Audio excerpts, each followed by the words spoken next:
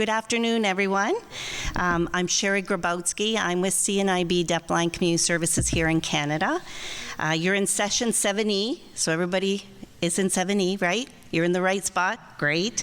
The session title is If You Can See It, You Can Support It, a contribution to recognize tactile language. So we have two speakers with us this afternoon. Caroline Lindstrom. Caroline works as an advisor at the National Resource Center for Deafblindness in Sweden. She has worked in the field of deafblindness for 20 years. Now, I have to just say something. Caroline is right beside me, and she's a lovely, young-looking woman with long blonde hair. And I said, "You've been in the field for 20 years?" And she said, "I started very young." She focused on communication and congenital deafblindness. She has an MA in upper secondary education, an AMA in special education needs, and a Master's of Science in Communication and Deafblindness. Caroline is a member of the Nordic network on tactile language. And then we're also joined by Hella Selling, and Hella works as a development consultant with special focus on co-creation of knowledge and knowledge sharing from her base of CDA in Aalborg, Denmark. How would I do, ladies? Hella is author to several articles with focus on tactile communication and congenital deafblindness, partner competencies, self-harming, and transfer from knowledge to action. Hella has worked in the field of deafblindness since October 2000. She has a background in communication from the University of Aalborg, and later she finished her Master of Science in Communication and Deafblindness from the University of Groningen, Netherlands in 2011. Hella is a member of the Nordic Network on Tactile Language, the Deafblind International Communication Network, and the Scientific Committee for this DBI World Conference. Please welcome our guest speakers this afternoon.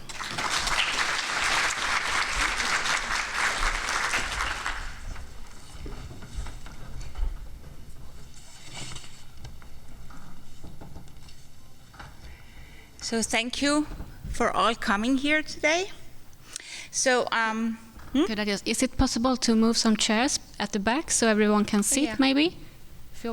Or there's chairs up here if you want some space, yeah.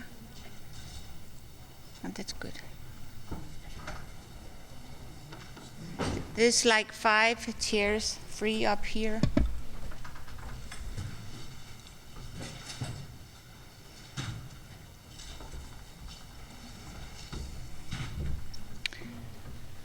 Okay.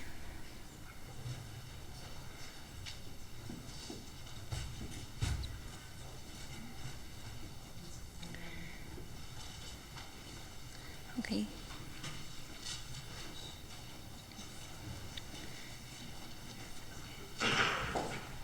We will not ask you questions directly, even though that you're at the front table. So you please, please go and have a seat. So we wanted to start this presentation sharing a wondering with you that we had, and that actually started the whole thing in Senegalia. It was a European conference in Senegalia in 2009, I think it was. And the wondering was, why is it that only a few numbers of people with congenital deafblindness that acquire tactile sign language, even though despite the fact that several of them are included in social relations, and communications, are uses and are exposed to signs. So when we say sign language, that is the full language, but sign is maybe they use a few signs. And also, in some cases, are exposed to sign language. Then we saw still a lot of them did not use a lot of a lot of sign language. So that was the first question. We were really wondering about it. So we started the network, and we had a lot of discussions, and then we decided to write a book. But some of the basic understandings behind the book and the network working is that we need to sense and perceive the world in order to communicate about it. So we have these layers of you have to sense, perceive, and then you can communicate about it. So one of the basic understanding is that the bodily engagement in the world is the basis for understanding and realization. So our bodily engagement in the world is the basic, and that applies to all people. Also, we see that we are inspired by philosophers saying that to speak is to act. So we need to sense the world before we can act in it, before we can speak in it. So we consider to speak or to communicate as actions. So using language is an action. And by using language, we influence and are influenced by other people and by our communication partners. So it's double. It goes both ways. And we also believe that language emerges in complex interactions between two or more communication partners. So language just not pop out of the blue. It has to emerge between people. And what do we think about language when we say tactile language? We think about it a language that is used by people with congenital deafblindness. So we don't talk about sign language in a tactile modality. We talk about a tactile language from within. It's a authentic, natural language from within that comes from the bodily engagement in the world. And it uses the tactile senses, the touch, but also the kinesthetic, the movements, and the proprioceptive senses, how the muscles and joints tensions and movements are in the world. So, and of course, the balance. Yeah.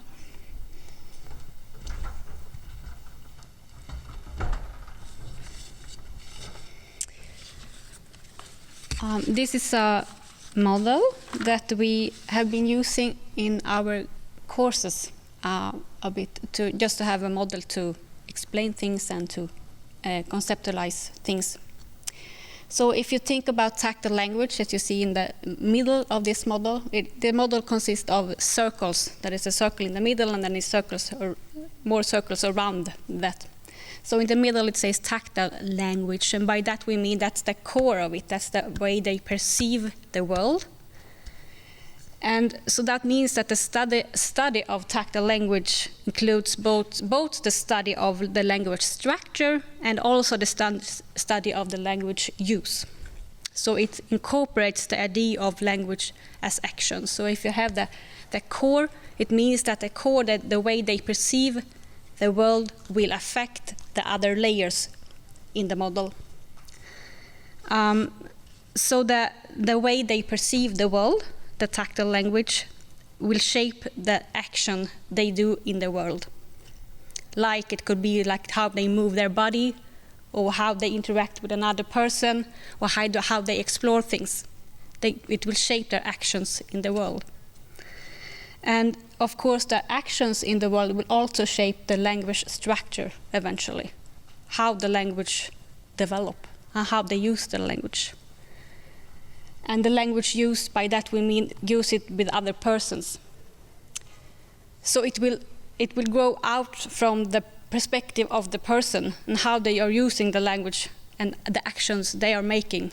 And when we are engaging with each other, that's why it's so important that the communication partner is able to see how the person is expressing himself and what that means, so we can have a shared meaning, communicating about it.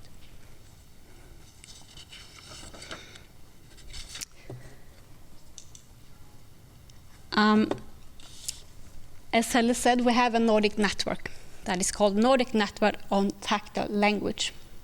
And it has been an established network since 2014, and It's under the Nordic Center for Welfare Center. So if you are interested in this network or other networks, Nordic networks, Göran is the guy that you want to talk to. Göran, can you wave so everyone knows who you are? And the purpose of our network is to identify key points in tactile language so that we can gain a better understanding of how people with congenital deafblindness use tactile modality to express themselves. So we try to cooperate in the Nordic countries because our countries is quite small if you compare to Canada, for example. So the population is also quite small. So it's a very important for us to cooperate, to develop knowledge. And what we did was that from the beginning, when we began to collaborate, that led to publishing of a book. And you have some postcards laying on the tables. If you want more information about that book, and there is also a QR code, so you can get more information there. It's available for both as downloading and to order the book, and it's in English. And the book consists of 19 chapters describing tactile language from different perspectives. So you can, the book is free for everyone who is interested, so you can use it to read it. Maybe you're interested in one chapter, several chapters, you can use it however you want. So it's not directed for anyone in particular, it's just anyone who is interested in tactile language. So we try to, through the book, collect knowledge about tactile language in that way. Do we need to say something more about the book? Maybe later if it pops up. Yeah.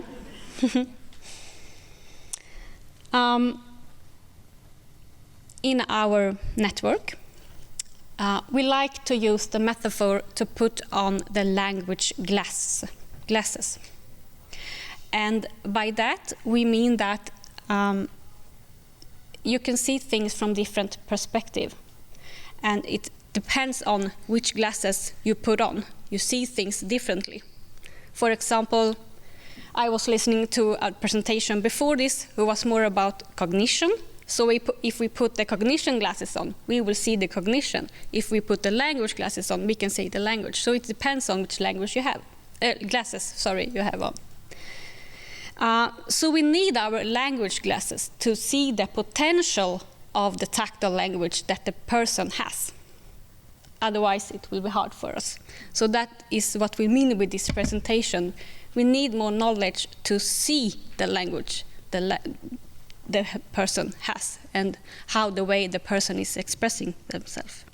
So when we put on our language glasses and give bodily-tactile utterances a linguistic value, we can communicate with persons with congenital deafblindness in a linguistic manner.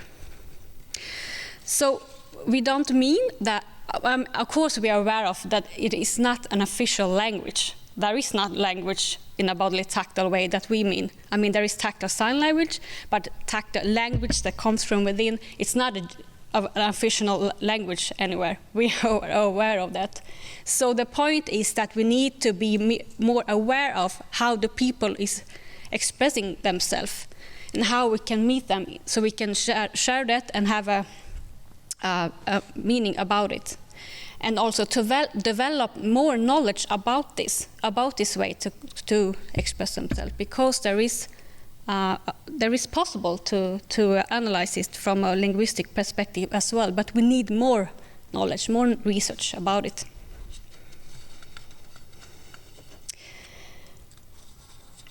So what can it mean then to put on the language glasses? Well, a few examples is that it could mean to see different linguistic categories that the person is using to form an utterance. Helle is going to tell a bit about that in a few minutes. It could also mean to be more aware of the combination of several modalities that the person is using to form an utterance. For example, using his or her body, using signs, using the voice, using facial expressions, and so on, and how that is combined to form an utterance for the person. Or it can mean to be more aware of how the person is using his or her signing space to form an utterance. How the person is using, can I borrow you, Helle? For example, another person. If I am a person with congenital deafblindness, I can use Helle to tell something about something that I have experienced. So that means that if Helle is my communication partner and I'm taking you to this thing here, or maybe I'm taking you to do this or do this, it could mean that I'm using you to tell something that I have experienced before. It means that when I'm taking you here, you are not Helle in this here and now. You are another person or another object in my thinking of the past. Are you with me? So that is example of my signing space. You are in my signing space now. You are not Helle. You are something else. And that is hard. Therefore, the communication partner has to have the language glasses on and think, I'm not me here now. I'm something else in your story. That is hard to tell. It could also be, for example, that the person is positioning themselves in that position that had in the event before.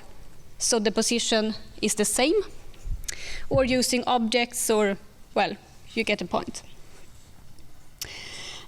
It could also be that we have to be aware of the syntax. Maybe the person is telling something, and you see that when you have the language glasses on, that the most important thing for the person comes first in the utterance, and then later on. So that has to do with the syntax. You could also be using your own body, for example, leaning backwards if you are thinking and telling about something that happened before, or leaning forward when you are talking about the future. Yeah? So on the next slide, you see a red circle, and it's like shaped like a sun.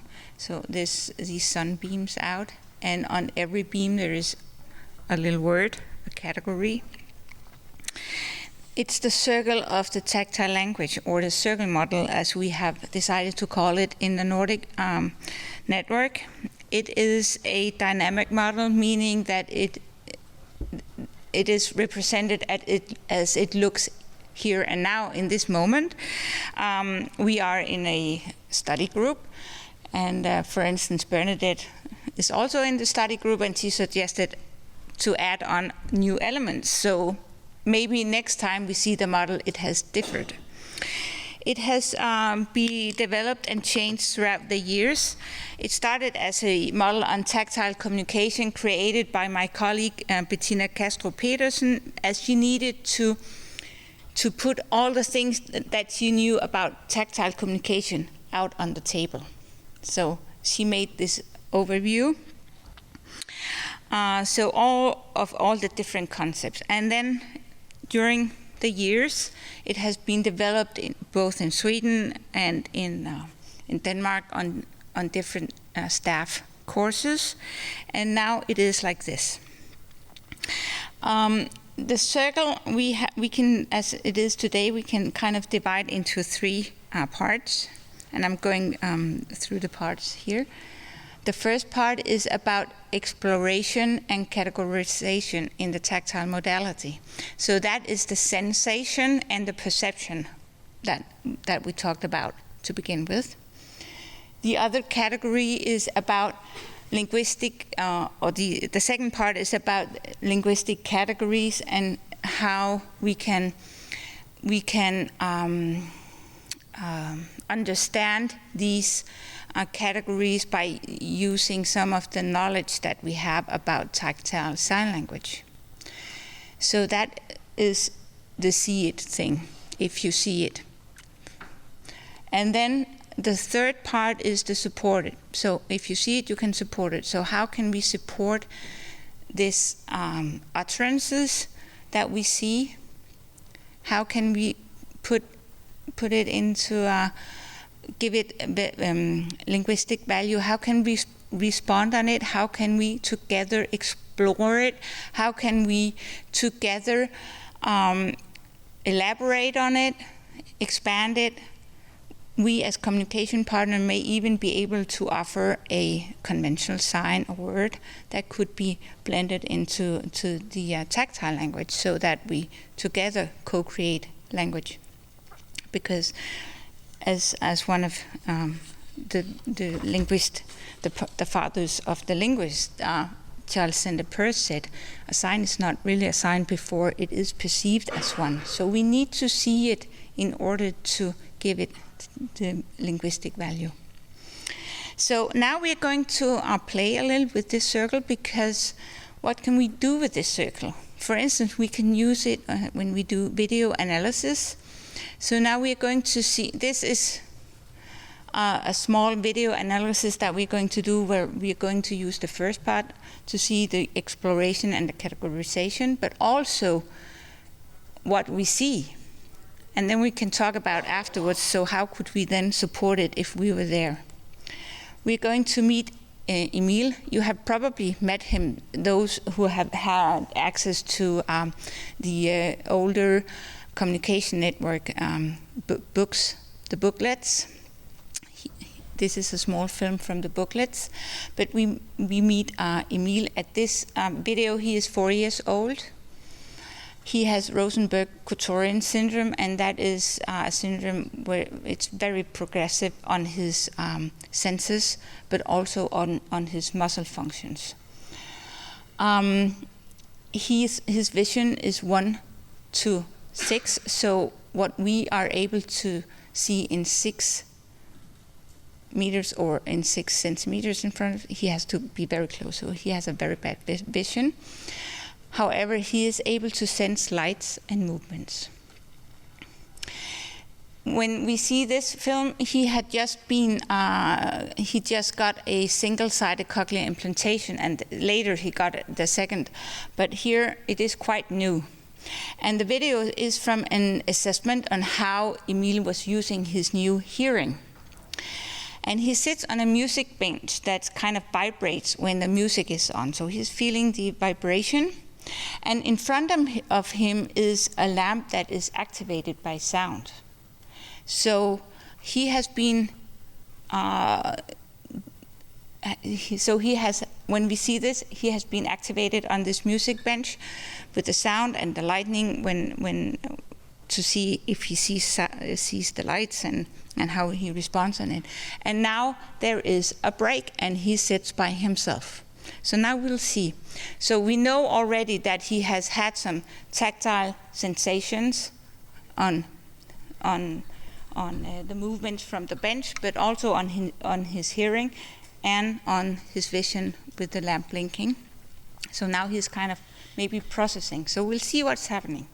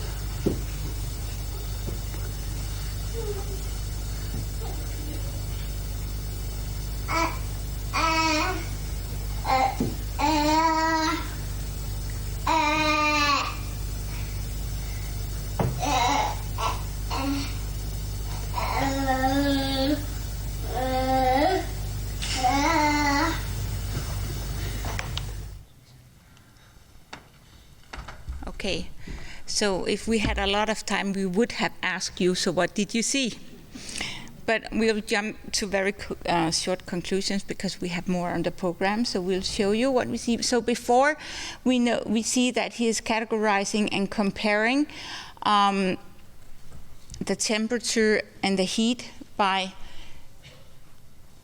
putting his hand to his cheek. Try to do that, all of you. Do you feel that your cheek is warmer than your fingers? Yeah. So we think that is a cue that it could be that he is comparing or categorizing the lamp as something that is warm compared to what he else knows that is warm, his cheek. Yeah.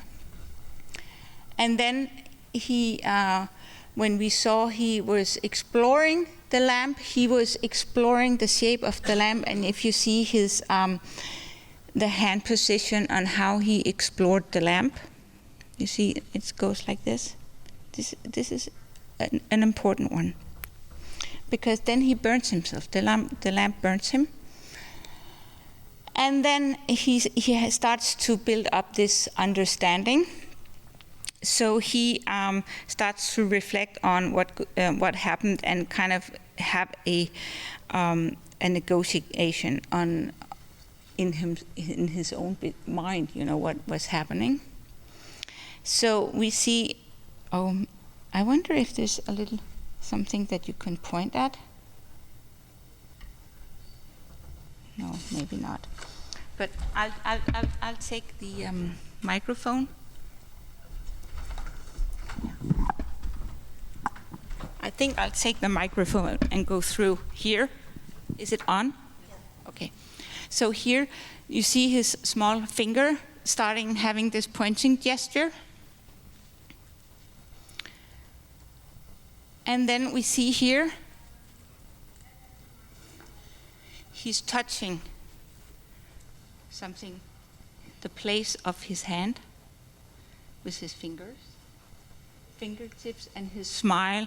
We have chosen to interpret that into a bodily emotional trace on his fingertips. So there's something that happened here on his fingertips. He burned himself. And then we see the hand shape, and it's very hard to see here, but it kind of takes the form of how he explored the lamp, like this. In the next pictures, you'll see it a little more. So he says, then he goes back and he forms the hand shape and the location and the movement of the Danish sign language sign for ouch, like this, ouch. And then he's transforming this movement into a pointing gesture. So ouch, that one he points towards the lamp. And we, the blue one is our interpretations of this, ouch, this thing. So now he has started to build up a sentence. Then he goes back with the pointing gesture and the ouch on his cheek. So this thing, ouch. So now he is actually in one hand position saying two things, kind of, ouch, this thing. And then he does like this. And when we do like this, we can feel how we use our voice. So, ouch, this thing when I use my voice. So that is the first sentence that we can kind of see when we kind of get all the things off or together. Then we see the hand shape, and that's called a heightened tactile perception sign, and Jørgen actually wrote a whole master thesis on that one. So if you want to know a lot more about that, you can either read Jørgen's chapter in the book, or you can go at the university website of Groningen and look into his article. So the hand shape was the heightened tactile perception sign is how he explored the lamp, and then he turns it now so that his hand shape is kind of as forming the light bulb of his lamp. And he has still the fingers. it burned his, I burned my fingers. And when you see it here, it is where on the light bulb that he burned his fingers. So it's quite complex, actually, what he's doing. He is showing where on the light bulb that he was burning his fingers, because it was not in the top, it was in the bottom of it. When he touches with his fingers, it's a... And then he starts to create a narrative. And here we have a kind of some mimetic signs. So he is imitating the action how he played with the lamp. So when I did this,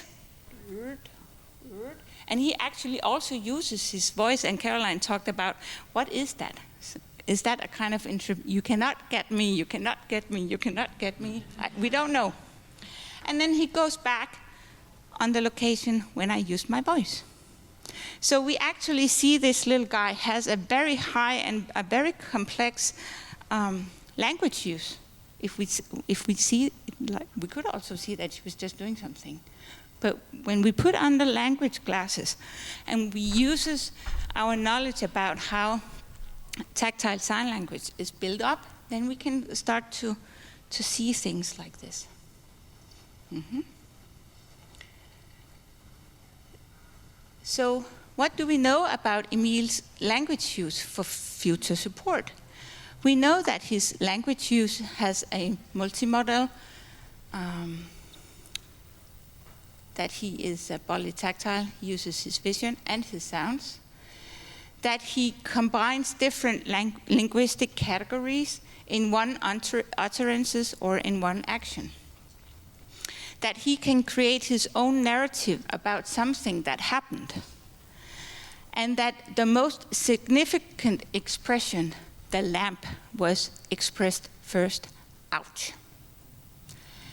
We can also if we recognize these signs using our knowledge about all the small entities that tactile sign language consists of, for instance, location, hand shape and movements and so on, we can give his utterance a linguistic value, and we can actually see that he is using sentence, that he is making a sentence. So when the utterances are recognized as signs, we can add this linguistic value to his language use, and then we can start to help him to sustain and elaborate on it. So now we know that he is capable of doing that. So next time we meet him, we know what to look for, and then we can meet it and support it. So, Caroline. Yes, so we thought that we are going to try this together a bit, to use our bodily and tactile sense. So we thought that you are going to work 2 and 2 for a little while. Did you put I put blindfolds? Some blindfolds. Some blindfolds are at the tables, or you could just close your eyes. So if you work in pairs, and you can choose who are going to be the partner and who are going to be the deafblind person. So that deafblind person close the eyes, and I'm going to give you some candy to explore, just to explore. Explore it together is the assignment. And you can choose totally free how you want to explore it. Just do whatever you want with the candy. Okay? Yeah. So one thing is that it's kind of free, but try to think, the partner, try to think, how will I introduce the candy to the person with deafblindness? And how can I respond on his reflections?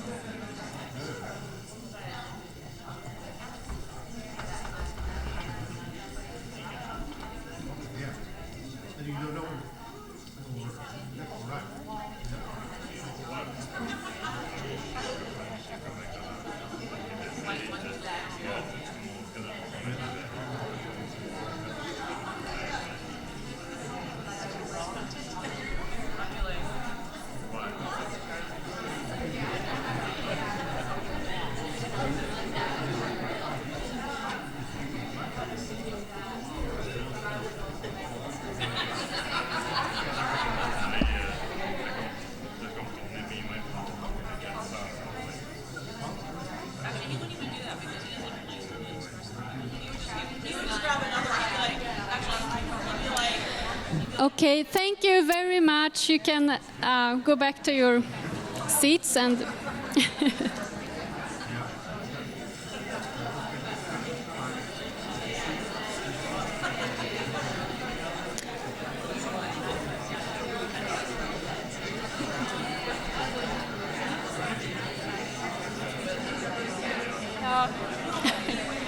okay, we have to start again. I'm sorry that you don't have more time, but this is always very engaging when you start doing it. So we could have a whole workshop of just trying out this. I'm just gonna ask some of you. Let's see. Can I ask you, Christine? Yeah. You were acting deafblind, right? What did you do with the candy? Really felt it with my fingers and how sticky it was. And then I was a little nervous biting it, so I just took a small piece and smelt it. Yeah? So you were feeling the texture and it was sticky, yeah? So if I'm going to ask you, if you were able to communicate about something about your experience from a bodily-tactile way, what would you do? This? Okay. Yeah. So this would be your expression? Yeah. Thank you. Can I ask you, Erik? You were also deafblind? Yeah. What did you do with the candy? I just feel it around, and then I found the two ends. And I'm familiar with candy, so I just wrapped it up, pulled it out. And then I had to find the beginning, and it was a bit hard. And after that, I didn't smell it because I trust her, so I think it's a candy, so I took it right in my mouth. Yeah, okay. So if you were going to express your experience with the candy, how would you do that? Yes, sir? How would you explain it? Yeah. Yeah, with my hands, yeah. How would it look like with your hand? Yeah, like yeah, how do you call it? In Dutch we call it friemelen. Yeah. Is it the ends of the paper? Yeah. Thank you. So we have two experiences. The first one was the sticky, and that it looked like this. And the second one was the unwrapping of the paper. Yeah. So the point is that even if you all got the same candy, your experience will be different and your expression will look different, right? So we have to have the language glasses, because if the person cannot sign or say candy, but instead they will do this or this, meaning the same candy, we have to have the language glasses to be able to communicate about it, right? Yeah. Do you want to add something? Yeah, or maybe, and maybe the thing about this language from within is that it has such a low readability. Yeah, so every time we meet this language with or use of expressions that have such a low readability, we need to ask ourselves, what could this refer to? What have the person experienced that this could refer to? Believe that this is not just behavior, but it is something that they might have been thinking about and are referring to. Because then we can start to investigate together, what could this be, right? And think for yourself, what when you do like this, what is it then? What do you do? Could it be something that is sticky? And then what do we know about the whole scenario about sticky things? And then we can to dig into it if we were not as lucky as being able to observe it or being together on it. But so if the blind person did this when we explore it together, then we would know that this is about the candy, and then we can respond on it.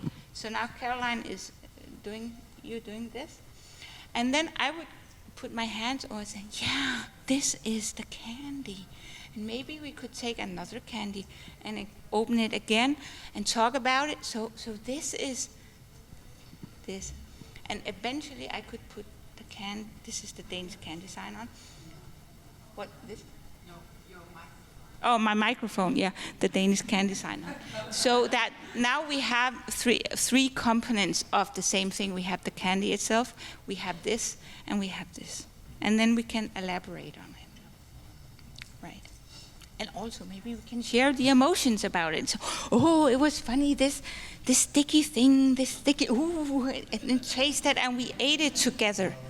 So how many of you who are partners actually offered to eat the candy first? She was too quick, yeah. But think about it sometimes, you know. Think about it sometimes when you introduce new stuff that might be a little, oh no, I'm sorry, Caroline, I'm just holding your hand now. Think about it. Sometimes when you introduce stuff that might be new, show it on yourself first that this is safe. Be the buffer so that if they trust you, and hopefully they do, then it'll be more safe to jump into it, right? Yeah. So I think that was, do we have any questions or comments, or do we have more time, Cheryl? No? Maybe you could take one. One question. Oh, so you.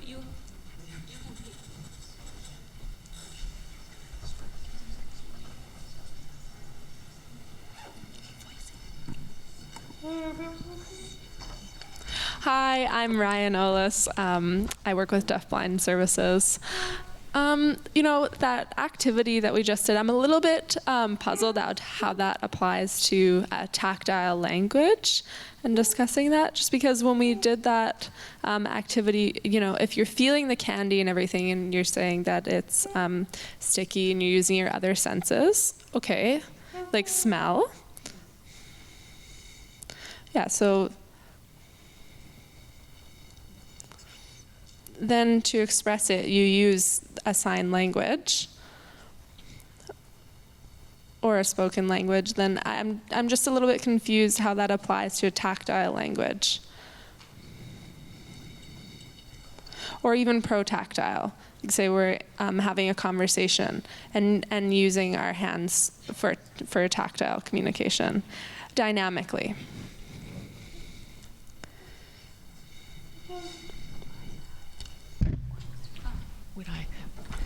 Would I use my description using tactile sign language to talk about my experience, or how is it that tactile language applies? I'm curious. Yeah, I do understand why you are asking this question, because you are a tactile sign language user yourself.